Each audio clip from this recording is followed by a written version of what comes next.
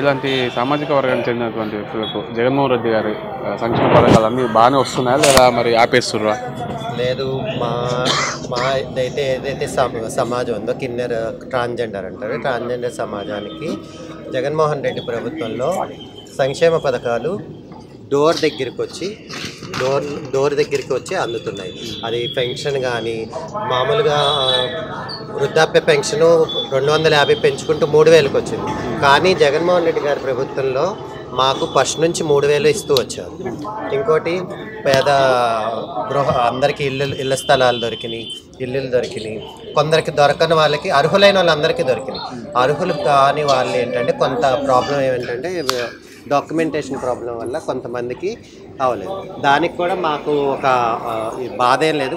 మళ్ళీ గవర్నమెంట్ వస్తుంది, మాకు న్యాయం జరిగిద్ది, మాకు ఇల్లులు అన్నీ దొరుకుతాయని ఒక నమ్మకం. ఇప్పుడు మీకు సపరేట్గా సంఘం ఉంటుంది కదా, ఆ సంఘంలో అంటే ఇప్పుడు సంఘంలో అనేక పార్టీలు ఉంటారు, వాళ్ళు జనసేన ఉంటారు, టీడీపీ ఉంటారు.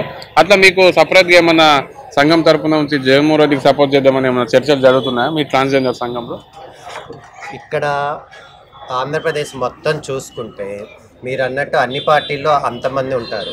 కాకపోతే మాలో ఏంటంటే రాజశేఖర్ రెడ్డి గారి దగ్గర నుంచి జగన్మోహన్ రెడ్డి గారి దగ్గర నుంచి చెప్పింగ్ చేస్తారు, అన్నీ కరెక్ట్గా ఏదైతే చెప్తారో అది చేస్తారు. అందుకని మెజార్టీ ఎక్కువ శాతం జగన్మోహన్ రెడ్డి గారు వెనకే ఉంది.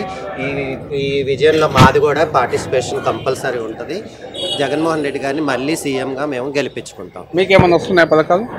నాకు పెన్షన్ వస్తుంది, మంత్లీ 3000 పెన్షన్ వస్తుంది. ఇంటికి వచ్చి ఇస్తారా?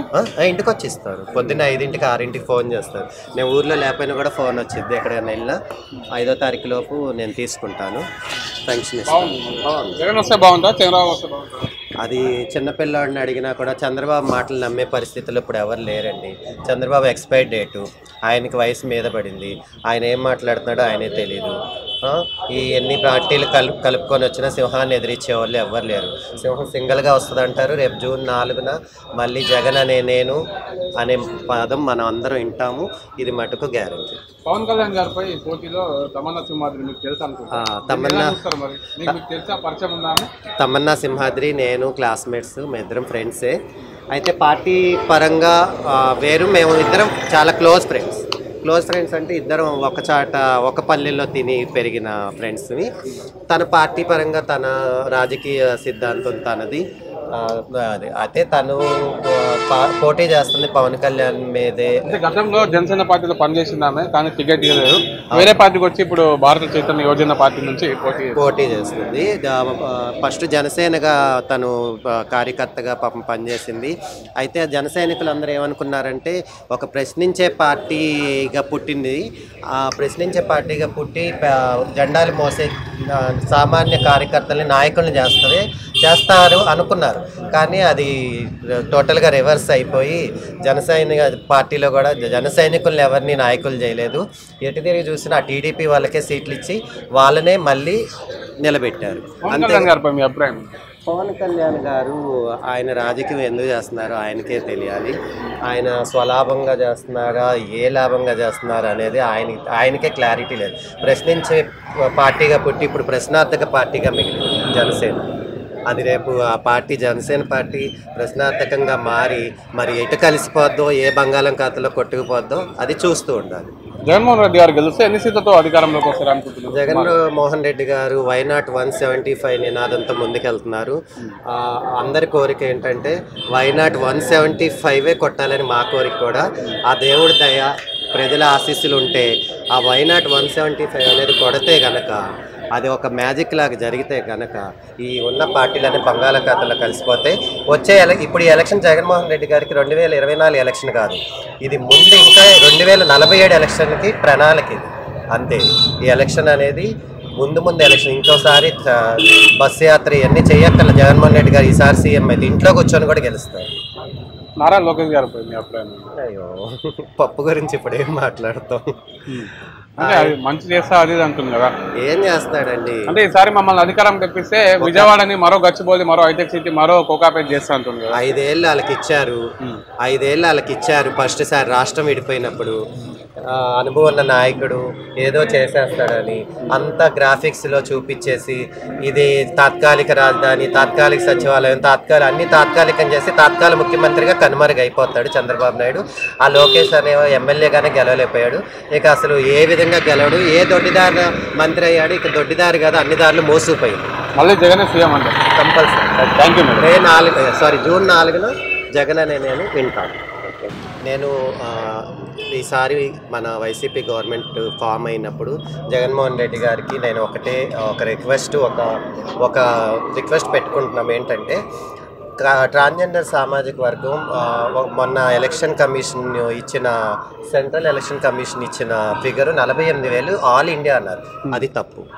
ఓన్లీ ఒక ఆంధ్రప్రదేశ్లోనే దగ్గర 40,000 నుంచి 50,000 లోపు ట్రాన్స్జెండర్స్ ఉన్నారు.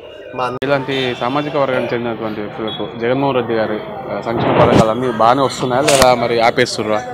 లేదు, మా ఏదైతే సమాజం ఉందో ట్రాన్స్జెండర్ అంటారు, ట్రాన్స్జెండర్ సమాజానికి జగన్మోహన్ రెడ్డి ప్రభుత్వంలో సంక్షేమ పథకాలు డోర్ దగ్గరికి వచ్చి అందుతున్నాయి.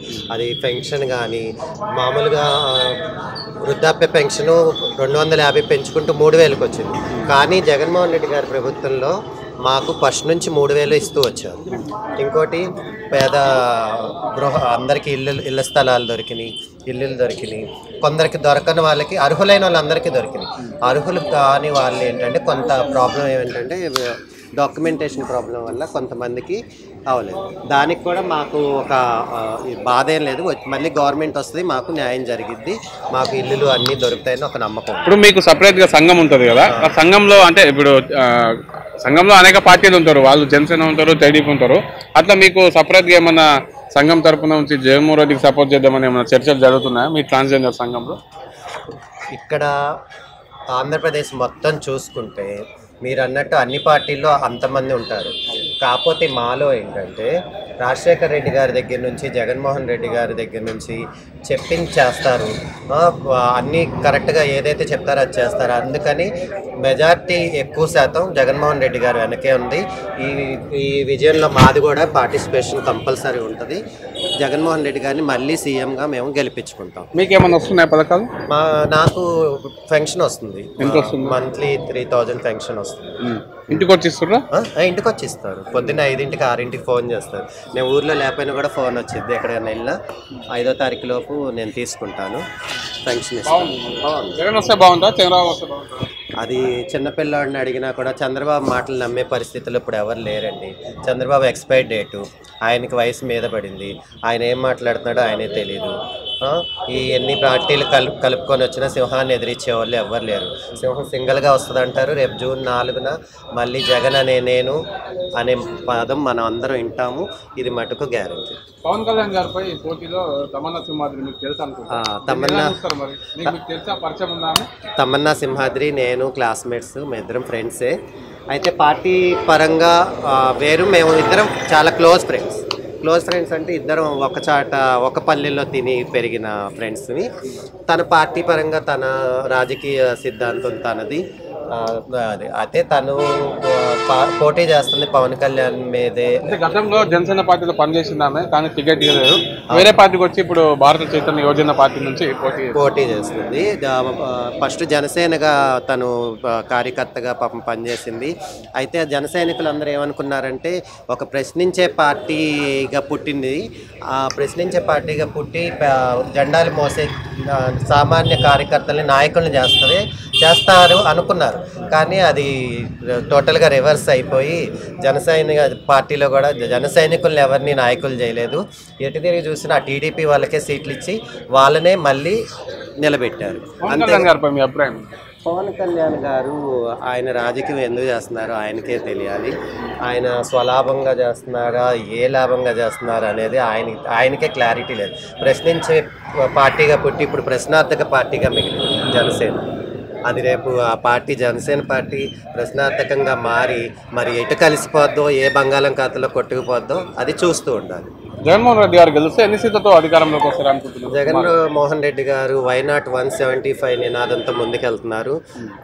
అందరి కోరిక ఏంటంటే వైనాట్ 175 కొట్టాలని మా కోరిక కూడా.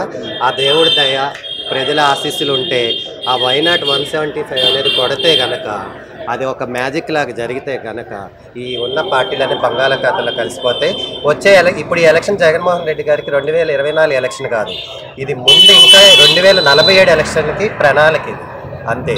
ఈ ఎలక్షన్ అనేది ముందు ఎలక్షన్, ఇంకోసారి బస్సు యాత్ర ఇవన్నీ చేయక్కర్ల. జగన్మోహన్ రెడ్డి గారు ఈసారి సీఎం అయితే ఇంట్లో కూర్చొని కూడా గెలుస్తారు. నారా లోకేష్ గారు మీ అభిప్రాయం? అయ్యో, పప్పు గురించి ఇప్పుడు ఏం మాట్లాడతాం, అంటే అది మంచి చేస్తా అది అంటుంది కదా, ఏం చేస్తాడండి? అంటే ఈసారి మమ్మల్ని అధికారం తెప్పిస్తే విజయవాడని మరో గచ్చిబౌలి, మరో హైటెక్ సిటీ, మరో కోకాపేట చేస్తా అంటుంది కదా. 5 ఏళ్ళు వాళ్ళకి ఇచ్చారు. ఫస్ట్ సారి రాష్ట్రం విడిపోయినప్పుడు అనుభవం ఉన్న నాయకుడు ఏదో చేసేస్తాడని అంత గ్రాఫిక్స్లో చూపించేసి ఇది తాత్కాలిక రాజధాని, తాత్కాలిక సచివాలయం, అన్ని తాత్కాలికం చేసి తాత్కాలిక ముఖ్యమంత్రిగా కనుమరుగైపోతాడు చంద్రబాబు నాయుడు. ఆ లోకేష్ అనే ఎమ్మెల్యేగానే గెలవలేకపోయాడు. ఇక అసలు ఏ విధంగా గెలవడు, ఏ దొడ్డిదారి మంత్రి అయ్యాడు. ఇక దొడ్డిదారి కాదు, అన్ని దారులు మోసుకుపోయింది. మళ్ళీ జగన్ సీఎం అంటే కంపల్సరీ. Thank you. జూన్ 4న జగన్ అనే నేను వింటాను. నేను ఈసారి మన వైసీపీ గవర్నమెంట్ ఫామ్ అయినప్పుడు జగన్మోహన్ రెడ్డి గారికి నేను ఒక రిక్వెస్ట్ పెట్టుకుంటున్నాం. ఏంటంటే ట్రాన్స్జెండర్ సామాజిక వర్గం మొన్న సెంట్రల్ ఎలక్షన్ కమిషన్ ఇచ్చిన ఫిగరు 48,000 ఆల్ ఇండియా అన్నారు. అది తప్పు. ఓన్లీ ఒక ఆంధ్రప్రదేశ్లోనే దగ్గర 40,000 నుంచి 50,000 లోపు ట్రాన్స్జెండర్స్ ఉన్నారు. మా అందరికి ఒక కార్పొరేషన్ ఏర్పాటు చేయాలని జగన్మోహన్ రెడ్డి గారు నేను రిక్వెస్ట్ చేస్తాను. కార్పొరేషన్ చైర్మన్ ఎవరు నియమిస్తే బాగుంటుంది? అది ఆయన ఇష్టం. Thank you.